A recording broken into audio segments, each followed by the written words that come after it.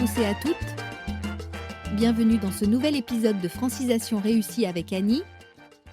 Nous sommes jeudi. Le moment est venu de retrouver Sophia dans ses nouvelles péripéties. Êtes-vous prêts à suivre Sophia dans ses nouvelles découvertes? Sans plus attendre, plongeons ensemble dans l'épisode d'aujourd'hui. Épisode 8. Les stratégies de survie.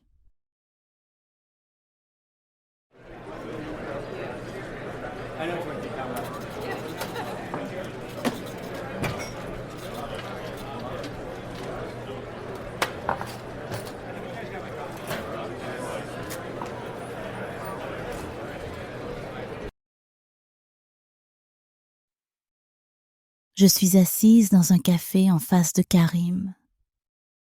J'ai le papier avec mon as dans mon sac, mais il ressemble plus à une sentence qu'à une clé.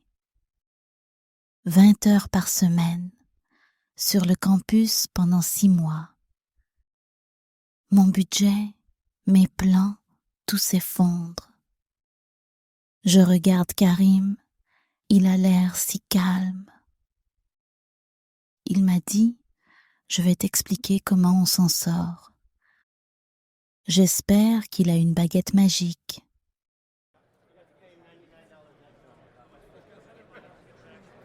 Karim, je ne comprends pas.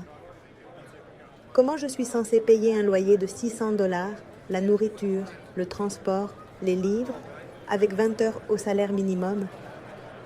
C'est impossible.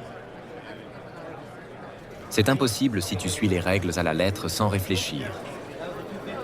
Mais l'immigration, Sophia, c'est un jeu d'échecs.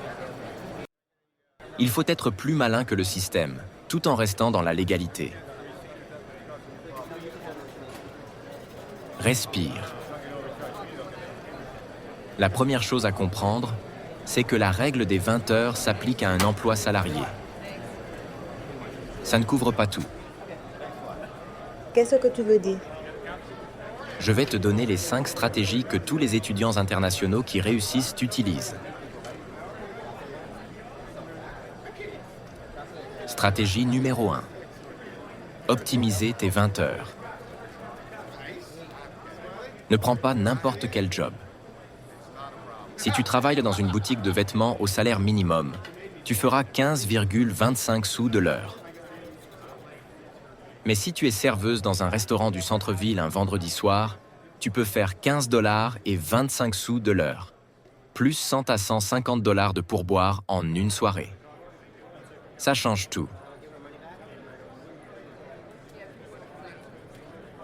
Mais je n'ai pas d'expérience comme serveuse et je ne peux travailler que sur le campus au début. Exact. Ce qui nous amène à la stratégie numéro 2. Le campus est ton meilleur ami. Le café de l'université, la bibliothèque, assistant de recherche pour un prof.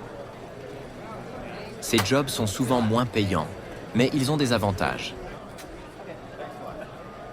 Pas de temps de transport, des horaires flexibles adaptés à tes cours et des employeurs qui comprennent ta réalité. Et surtout, ça te donne ta première expérience de travail canadienne, la fameuse clé. Je commence à comprendre. Il ne s'agit pas seulement de trouver un travail, mais de trouver le bon travail. Un travail stratégique. Maintenant, la stratégie la plus importante pour toi. Stratégie numéro 3. Deviens travailleuse autonome. Travailleuse autonome, freelance, mais j'ai le droit. Oui, la restriction des 20 heures s'applique à un emploi où tu es l'employé de quelqu'un. Mais rien ne t'empêche de créer ta propre petite entreprise. Tu es designer graphique, non? Tu peux créer des logos pour des startups, faire des mises en page pour des rapports, créer des sites web simples. Tu t'inscris sur des plateformes comme Upwork, Fiverr, ou tu trouves des clients dans les groupes Facebook d'entrepreneurs de Montréal. Vraiment? Et ces heures-là ne comptent pas dans les 20 heures?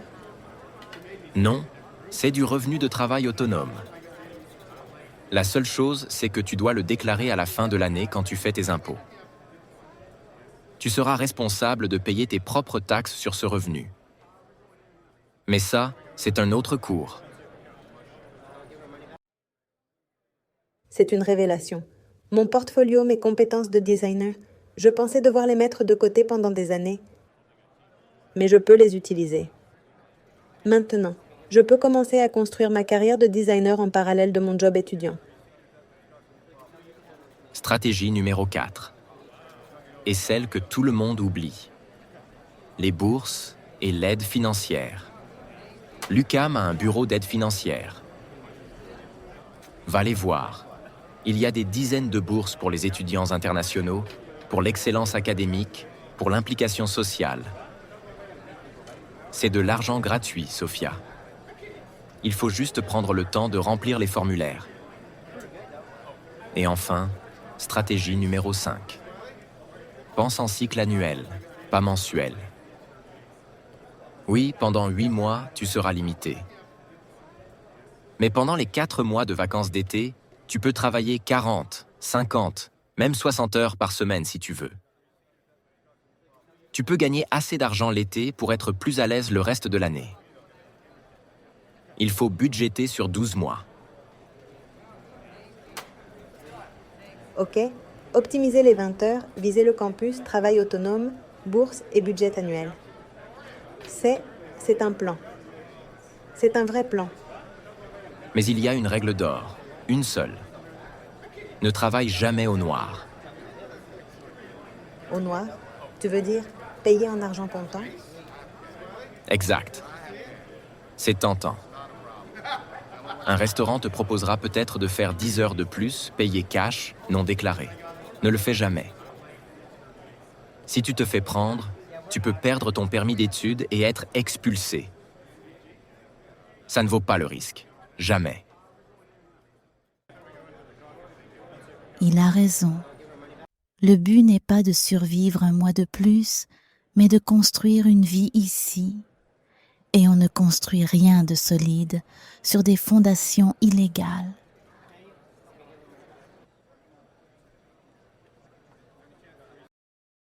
Aujourd'hui, j'ai compris que les règles ne sont pas toujours des murs. Parfois, ce sont juste des obstacles qu'on peut apprendre à contourner intelligemment et légalement. La restriction des 20 heures, qui me semblait être une prison, est en fait une invitation à être créatif.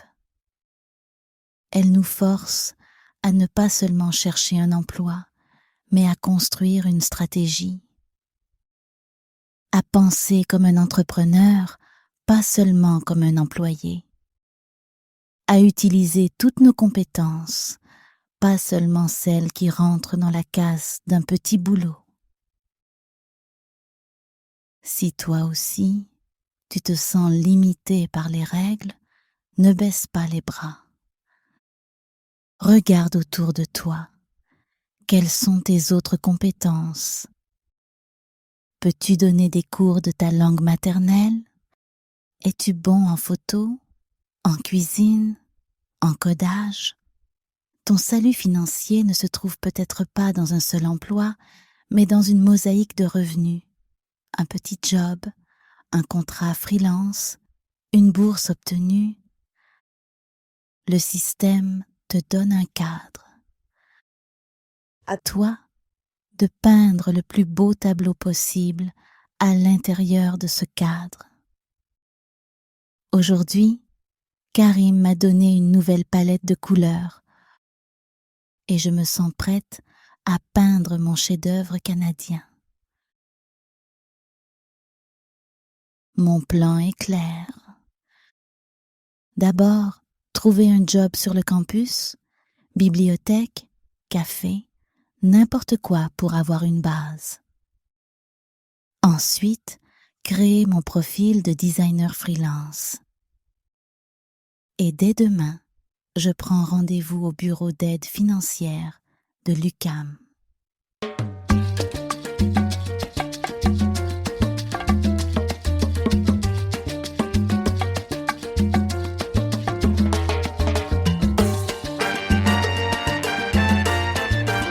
Rejoignez-nous la semaine prochaine pour l'épisode 9.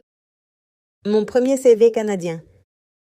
Vous assisterez à la destruction et la reconstruction de mon identité professionnelle et vous découvrirez pourquoi, au Canada, un CV d'une seule page sans photo est la seule clé qui fonctionne.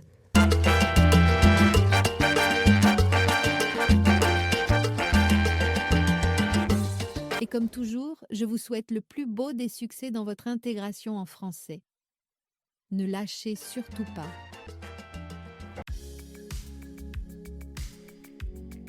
Hello my beautiful people. Bienvenue dans Francisation réussie avec moi Annie. Ici, chaque activité est conçue pour vous aider à réussir dans votre apprentissage du français au Québec ou ailleurs. Si vous aimez nos podcasts, pensez à laisser des étoiles et un commentaire d'appréciation. Cela m'encourage énormément et surtout cela aide d'autres apprenants à me découvrir. Merci et bonne écoute.